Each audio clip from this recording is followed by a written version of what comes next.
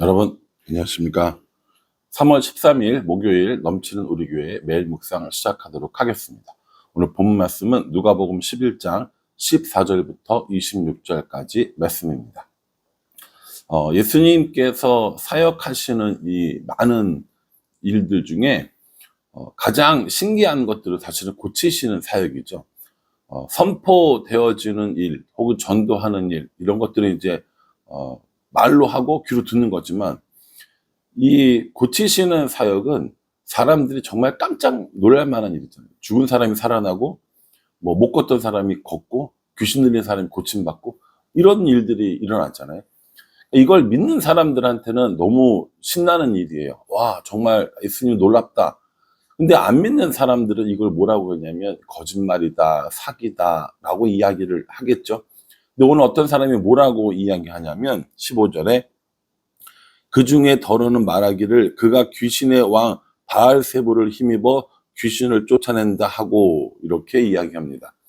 예수님께서 어떤 말 못하게 하는 말 못하는 사람이 있었는데 그 사람에게 있는 귀신을 쫓아냈단 말이에요. 그러니까 그걸 보고 사람들이 뭐라고 하냐면, 와, 귀신의 왕 바알세부를 힘입어서 저 귀신을 쫓아낸 거야 라고 이렇게 이야기하는 거예요. 그러니까 왜 그렇게 이야기를 할까 생각해 보면 믿어지지 않는 겁니다. 어떻게 사람이 귀신을 쫓아내? 어떻게 말 못하는 사람이 말을 하게 돼? 이런 거죠. 그러니까 이렇게 예수님의 이런 고치는 사역들에 대해서 사람들이 여러 가지로 되게 말을 많이 한 겁니다. 예수님께서 거기에 대해서 이야기를 해주시는 것이 오늘 본문입니다. 예수님께서 이제 기본적으로 뭐라고 얘기하시냐면, 같은 집안 사람들끼리 싸워서 어떻게 그 집안이 세워지겠느냐, 같은 나라 사람들끼리 충돌하면 어떻게 그 나라가 세워지겠느냐, 이렇게 얘기해요. 같은 집안, 같은 나라, 누굽니까? 귀신의 나라인 거죠. 귀신의 세상에서 한 귀신은 어떤 사람에게 들어가서 말을 못하게 하는데, 귀신의 왕 바알세불이 그 귀신을 쫓아낸다? 이게 말이 되냐? 이러면 그 집이, 그 나라가 올바로 설 수 있겠느냐라고 이야기를 하는 거예요. 사실 이 부분은 우리가 영적인 부분이기 때문에 잘 알 수가 없습니다. 더군다나 우리 교단에서는 이런 좀 보수적인 부분들이 있기 때문에 이런 영적인 현상들에 대해서 잘 인정하지 않거나 혹은 터부시하거나 이상한 눈으로 보거나, 이런 경향이 좀 있습니다. 저도 알아요. 저도 교단 신학교를 나왔고, 그러니까는 그런 분위기겠죠. 근데 성경에서 이야기해 주는 바는 분명히 어떤 부분은 귀신의 노름이고 어떤 부분은 병이고, 이런 것들이 있다고 얘기를 해요. 그러니까 저는 전적으로 부인하지는 않습니다. 그러나 그것도 모든 것들을 다 이렇게 귀신의 장난, 귀신 놀이다라고 생각하지도 않습니다. 그러니까 그 사이에 간극을 메우는 게 사실 쉬운 일은 아니지만, 어쨌든 예수님께서 오늘 귀신을 쫓아내신 것은 귀신의 왕 바알세부를 힘입어서 낸 것은 아니다라는 것을 이야기해 주시면서 뭐라고 얘기하시냐면, 20절에 그러나 내가 만일 하나님의 손을 힘입어 귀신을 쫓아낸다면 하나님의 나라가 이미 너희에게 임하였느니라 라고 이렇게 말씀하십니다. 되게 중요한 개념들이 나와요. 첫 번째는 바알세불의 힘을 힘입어서 쫓아낸 것이 아니라 하나님의 힘을 힘입어서 쫓아낸 것이다 라고 이야기를 하고 있는 거죠. 그러니까 이 사람이 예수님께 시비 걸었는데 그 시비에 대해서 예수님께서는 정답으로 맞서고 계십니다. 하나님을 힘입어 귀신을 쫓아낸 것이다 라고 얘기하죠. 귀신이 아무리 힘이 세고 귀신이 아무리 능력이 있다 할지라도 어때요? 하나님을 이길 수 있습니까? 하나님을 이길 수는 없습니다. 하나님은 창조자고 귀신도 하나님에 의해서 창조된 피조물이기 때문에 피조물이 창조주를 이길 수는 없죠. 그러니까 하나님께서 더 큰 능력으로 귀신을 쫓아내는 능력을 예수님에게 주신 것이고, 그 예수님은 하나님을 힘입어 귀신을 쫓아냈다 하는 겁니다. 그러니 여러분, 우리는 귀신을 두려워할 필요가 없습니다. 우리가 하나님 안에 거하고 있는가? 하나님과 동행하고 있느냐의 문제인 거지 귀신을 무서워할 필요는 없다라는 것이죠. 여기서 우리가 이야기하는 귀신은 죽은 사람의 영혼이 구천을 떠도는 이런 귀신은 아닙니다. 그런 귀신은 존재하지 않습니다. 어떤 경우에라도 죽은 사람이 하늘로 올라가고, 이건 동양적인 사상이고 우리나라 사상인 거죠. 성경은 사람이 죽으면 심판을 받고 그걸로 끝입니다. 이 세상에 뭐 관여하거나 이럴 수 없다고요. 그런 차원의 귀신이 아니라 하나님을 배반하고 하나님을 배신했던 마귀, 사탄, 귀신, 이러한 세력들을 말하는 것이죠. 우리가 전에도 한번 말씀드렸지만은 사탄은 마귀랑 같은 말이고요. 이 사탄 마귀가 부리는 종, 이것이 귀신이다라고 이해하시면 될 것 같아요.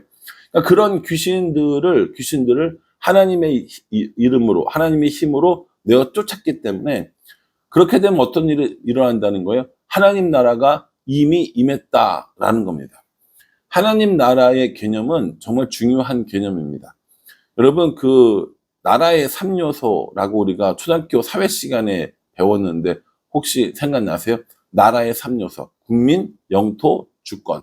이 세 가지가 있어야 뭐가 됩니까? 나라의 3요소, 나라가 구성되는 거죠. 하나님 나라도 똑같습니다. 하나님 나라의 백성은 누굽니까? 우리이죠. 하나님 나라의 영토는 어디입니까? 온 세상입니다. 그럼 하나님 나라의 주권은 누가 가지고 있습니까? 하나님 나라의 주권을 우리가 가지고 있는 것이 아니라 하나님이 가지고 있습니다.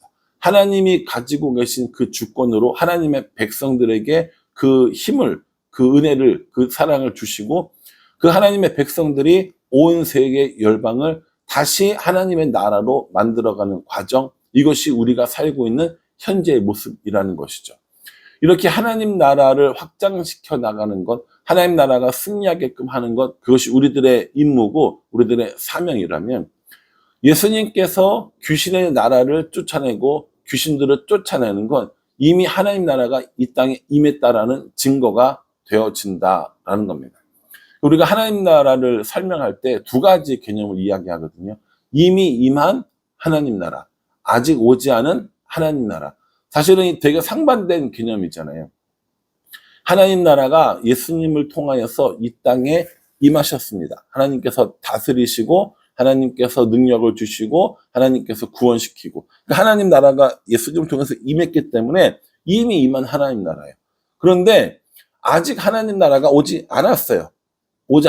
왜냐하면 하나님 나라가 완벽하게 임하여서 모든 악한 세력들이 다 쫓겨나고 멸망당하고 완벽하게 하나님이 통치하시는, 온전하게 통치하시는 그때가 아직 오지 않았다는 거죠. 그럼 우리는 어떻게 합니까? 이미와 아직 사이에 살고 있는 사람들이라는 거예요. 이미 온 하나님 나라와 아직 오지 않은 하나님 나라 사이에 살고 있는 우리들이라는 겁니다. 그러니까 때로 귀신들이 우리를 제압하기도 합니다. 귀신들의 유혹에 넘어가기도 합니다. 귀신들이 우리를 무너뜨리려고 끊임없이 시도하는 상황입니다. 왜냐하면 우리는 지금 이 사이에 있기 때문인 거죠.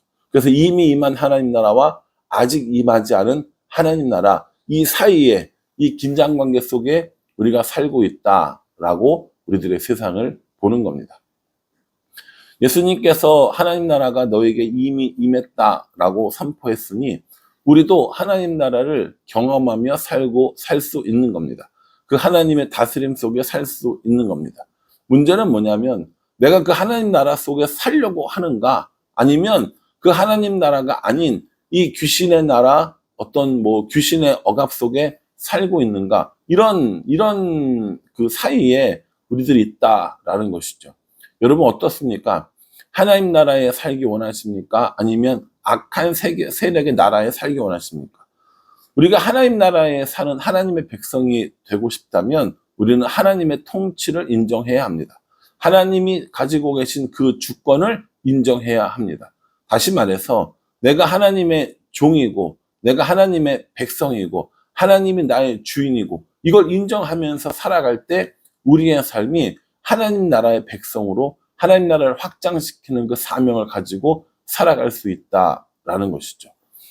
사실 이 하나님 나라의 개념은 우리 신학적으로 매우 중요한 개념입니다. 그래서 계속해서 공부해야 하고 우리가 어떻게 하나님 나라를 확장시킬 것인가에 대한 고민도 필요한 부분입니다. 그러니 여러분 다른 건 다 뭐 기억 못 하셔도 좋은데 하나님이 주권을 가지고 계시는 나라, 이미 임한 하나님 나라와 아직 임하지 않은 하나님 나라, 이 사이에 우리가 살고 있다라고 하는 정도만 알고 계셨으면 좋겠습니다. 또 예수님께서 뭐라고 이야기하시냐면 25절에 24절에 더러운 귀신이 사람에게서 나갔을 때에 물 없는 곳으로 다니며 쉬기를 구하되 얻지 못하고 이에 이르되 내가 나온 내 집으로 돌아가리라 하고 이렇게 합니다. 어떤 사람이 어떤 귀신이 어떤 사람에게 들어갔다가 나온 거예요.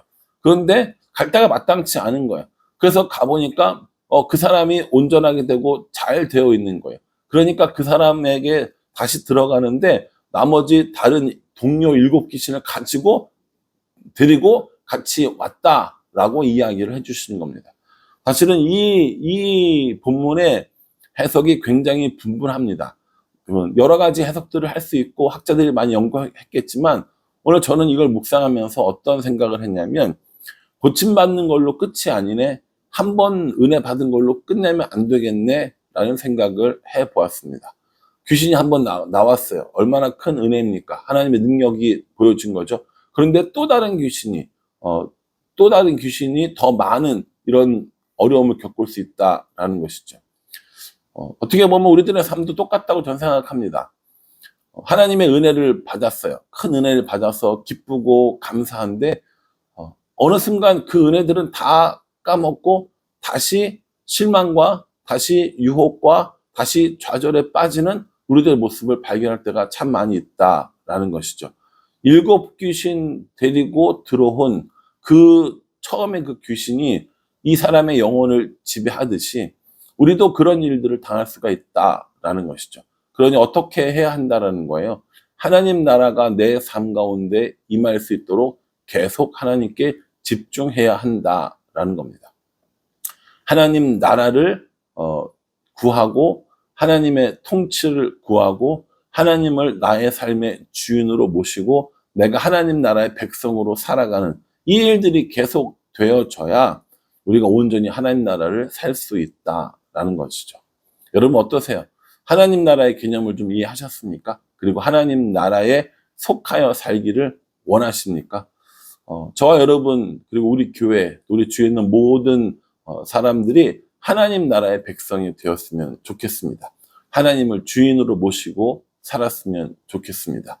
이 말씀 꼼꼼히 묵상하시면서 하나님 나라의 개념을 다시 한번 정리해 보시고요. 내가 하나님 나라의 백성으로 살아가겠다라고 고백하고 다짐하는 우리 모두가 되기를 주님의 이름으로 축복합니다. 기도하겠습니다. 하나님이 다스리시는 나라에 대해서 우리에게 알려주셨습니다. 예수님께서 하나님을 힘입어 사역하셨기 때문에 하나님 나라가 이미 임하였다라고 말씀하셨습니다. 그러니 우리도 하나님을 힘입어 살아감으로 하나님 나라에 속한 자로 살 수 있도록 은혜 베풀어 주시옵소서.